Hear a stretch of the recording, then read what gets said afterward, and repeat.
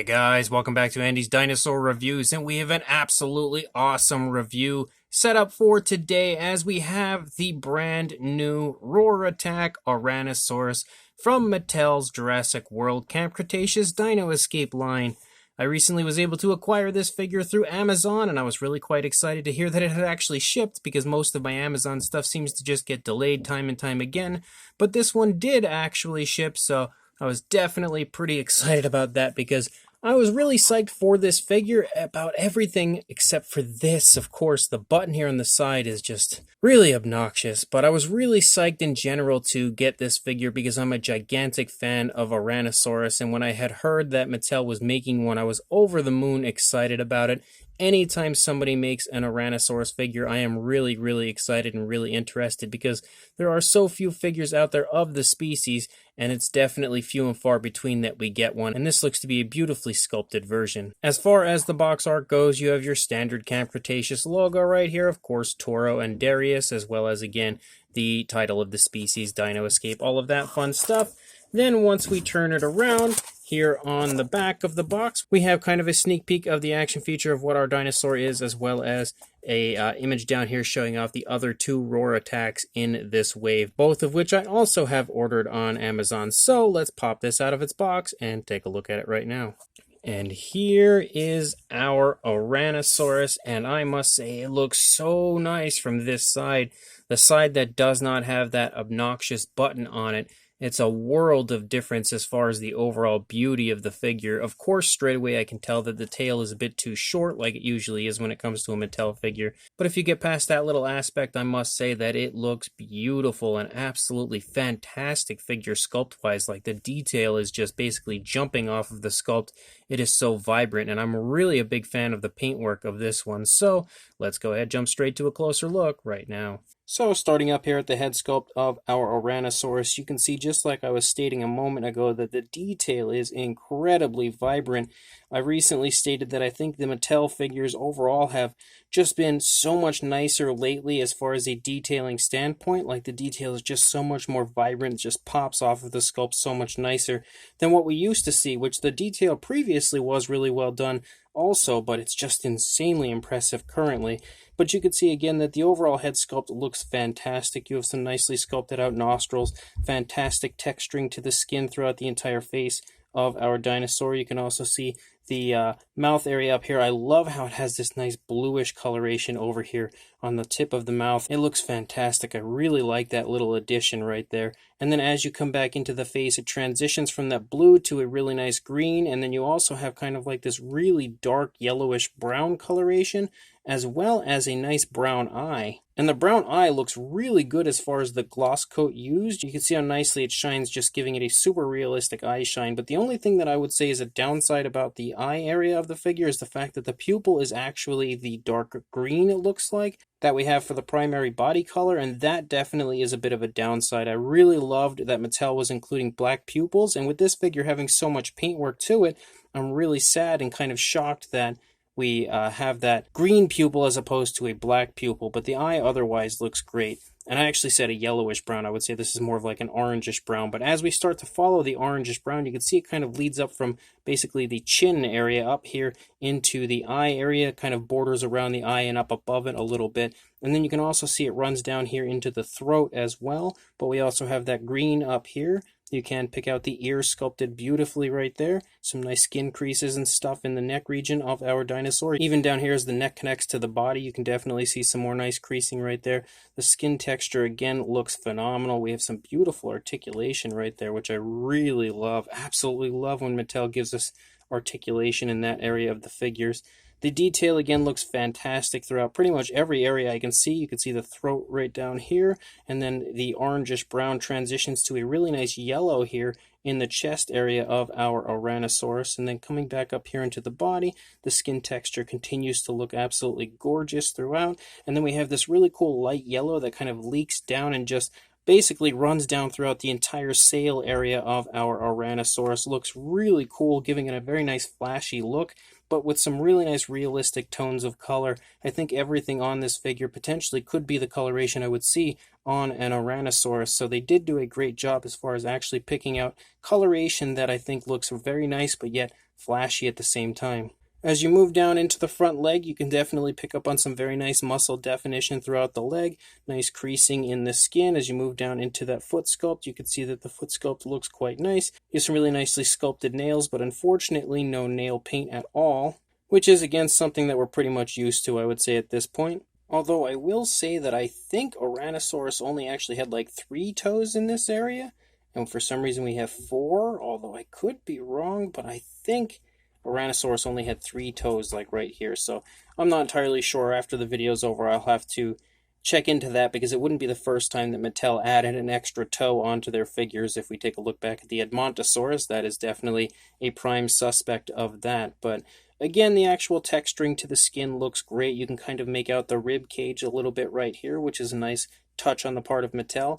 That really nice yellow coloration again kind of leaks up, almost looks like flames coming up into the stomach, which I really do quite like. You can see the skin texture here on the underside also looks beautiful, and I love how the darker green kind of creeps through some of the areas of the yellow. Definitely a fan of that. When we come back up here into the hip region, you can make out the hip bone a little bit right there. Again, some more gorgeous muscle definition in both the thigh and calf region. Moving down the leg, you can see the kneecap right there. As we move down the course of the leg, you can see the foot sculpt. Really nice appearance to the foot sculpt as well, and you can see how nice that skin texture again looks throughout. It's really vibrant. Like, I can't stress how much nicer the skin detail of the more recent Mattel figures looks in comparison to the older ones. It looks really, really good. It just jumps out at you so much nicer. You can see again the nails do not have any paint, but they actually do seem to have a speckling that we can see throughout, so that means that this figure, I would imagine, has the black speckling, because that's what it looks like we have there. And then we come back up here as we lead out into the tail. You can see the remainder of that little sail area that unfortunately doesn't have any paint. We should have had some more of that yellow run out here, maybe a little bit, but unfortunately it actually does not have any of that. But you can see that the texturing of the skin continues to look really nice. You can see a nice curve to the tail right here, but again, the tail is a good bit shorter than it probably should be. Decent looking detailing here on the underside as well. Of course, the yellow cuts off right here, and then we don't have any paintwork at all out onto the tail, which is a bit of a downside. There is the Jurassic Facts app code if you would like to add this to your collection. And then, of course, we have the opposing side, but you're really not going to see too much difference being an articulated dinosaur figure like this. You don't see too much difference on one side as opposed to the other side. But what that basically means is that it's going to look fantastic on both sides. You can see that here with this head sculpt. The eye paint is really precise, which is definitely nice to see on this one over some previous Mattel releases. And as we move back through the course of the body, you can see that everything is really nicely done paintwork-wise. Like, there's no sloppiness at all as far as the paintwork of this figure. The detailing as well looks phenomenal on both sides. Unfortunately, we do have this very big ugly button over here, which I definitely don't like. But with an Ouranosaurus, it's kind of tough to find a good spot for it. I think the only way to really apply a button like this, or a lever, I guess you should say, to activate an action feature would have been like something you could press down up here like we've done in the past, but unfortunately we do have this very big eyesore on the side of this one. But you can see that the only real difference over here compared to the previous side is that the legs are in a different position, as both of these legs are closer together, whereas the opposing legs are further apart as the Ouranosaurus appears to be walking. But everything else again looks pretty much the same. So fantastic as far as the detailing aspect on both sides, beautiful as far as the paintwork, even though we're missing like nail paint and stuff like that, but just a bad eyesore on this side, but really nice looking from the opposing side. So as far as articulation for our Ouranosaurus goes, you have the head sculpt here that can articulate. It can actually turn, and really pull off some very nice positioning, which is nice to see. Like, it could probably swivel potentially the entire way around. It can also move up or down, so you can have a really nice drinking pose for your Ouranosaurus, or maybe he's curious as to what's going on up here. Very, very cool as far as that goes. Of course, you have articulation right there, but I'm thinking that's obviously going to tie into the action feature. Then we have articulation in the legs. They can move forward and then out away from the body like usual when it comes to Mattel. He's pretending he's flying right now. And then we also have articulation in the rear legs. Of course, this goes for both legs on both sides. They can move out away from the body a little bit, not super far, but definitely a little bit. We also have some ankle articulation, so we can swivel the ankles, something that we've been able to do with a lot of Mattel figures, but I don't remember too many herbivores having that, but maybe they did, maybe I just don't recall. And then we also have articulation in the tail. The tail is completely posable. It has nothing to do with the action feature or anything, so you can totally swivel it if you really want to. So some very nice articulation there as well. So then we come to the point of the review where we have to activate the somewhat ugly looking feature up here as far as this button goes, and we'll get a taste of the roar attack and the action feature. So let's go ahead and do that.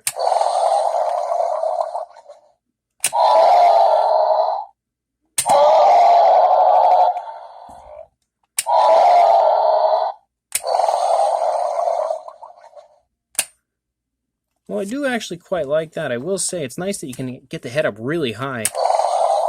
Like, now the head's like almost taking a sniff of the air to kind of get like a scent of anything nearby or anything like that. Like, that's pretty cool that you can really nicely pose the figure. And I really do like this idea on the part of Mattel, especially when it comes to situations like this where it moves the neck, because sometimes with like other Mattel figures, you push the button, the head strikes and stuff like that, and it's really hard to actually pull off positioning like this unless you like put something in the hole to hold the button. And this time we actually have the ability to kind of move the button to allow those positions for display really nicely, and you can keep the dinosaur's head in those positions, so you can create some really cool poses as far as the head and neck, and that's something that we previously didn't have. I just really wish there was a better way to pull it off other than this button on the side, because the button on the side is really quite the eyesore, but the only really good redeeming factor of that is the fact that we can then pose it from this side, which means we don't have to have that ugly button or anything there on that side distracting us, and it looks beautiful from this side no matter what. But as far as the size goes, I'm going to go ahead, put the head back down so we can kind of put the head out, stretch it, get a good length for it.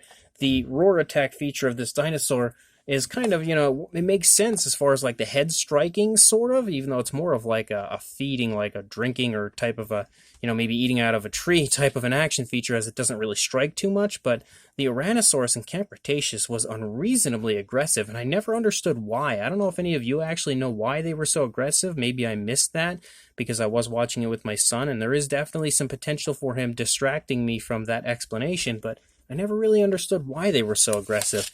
But for a length on this Ouranosaurus, we are looking at about 12.5 inches or around 31.5 centimeters.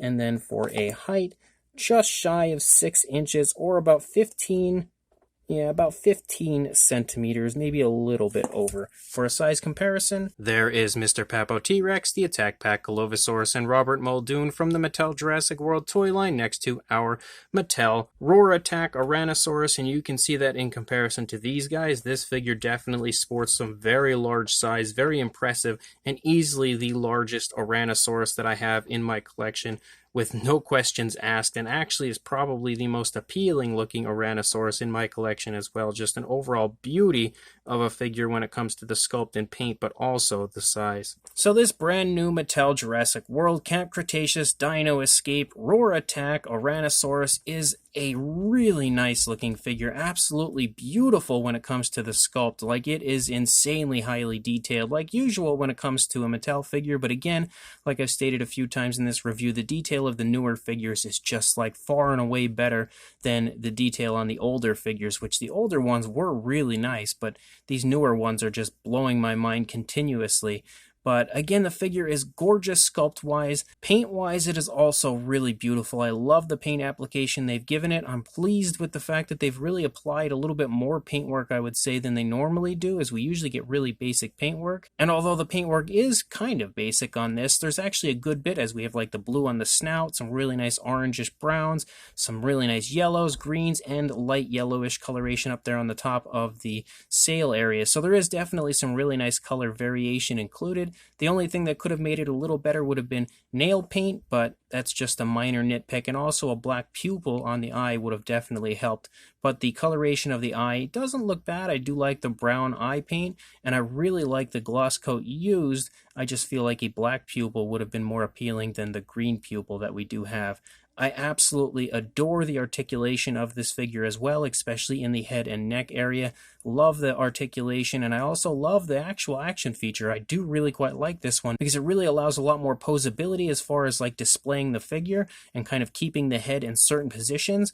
Of course, the button on the side is a huge downside as far as an eyesore goes, but I absolutely love it now at the same time because I didn't realize that the action feature would allow so much really nice posability with the neck, and it has become a lot more appealing to me, especially when I can have it here on one side and display it from this side out with the head in pretty much any position, the head and neck in any position I choose, and I don't have to look at that button. But I hope Mattel can somehow come up with a way to make that button a little bit less obvious in the future, but I actually do like the figure a lot more than I was expecting to, and I was already really psyched for it to begin with because, again, it's an Ouranosaurus. I absolutely love Ouranosaurus.